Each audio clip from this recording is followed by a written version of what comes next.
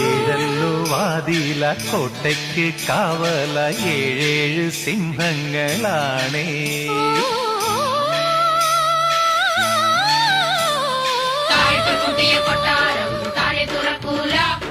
താമര കൺമുന താക്കോലേ കണ്ണാൽ തുറക്കൂലേ.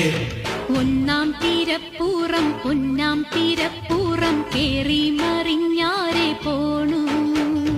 കൂട്ടീനു പെണ്ണാളും കൂടെ തുഴഞ്ഞുവ കുട്ടിക്കുറുങ്ങാലിൻ പോരേ. തങ്കം പോലുള്ളോരാ തമ്പുരാട്ടി തങ്കത്തളികയിൽ ചോറ് തരും.